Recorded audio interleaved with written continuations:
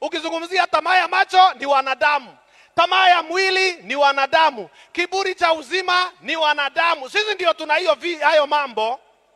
Kwa hivyo anapozungumzia msiipende dunia, anazungumzia wewe. Na ndio umeona fungu la 18 yakimalizia, amewaleta watu wawili ili ukaelewe dunia ni nani. Amesema ya kwamba, fungu la 17, amesema na dunia inapita, sikia, na dunia inapita pamoja na tamaa zake. Alafu akaleta the contrast, akasema ya kwamba bali yeye afanyaye mapenzi ya Mungu adumu hata milele. Watu wawili, mmoja ni dunia na tamaa yake, naye anapita, lakini anayefanya mapenzi ya Mungu adumu hata milele. Bwana asifiwe.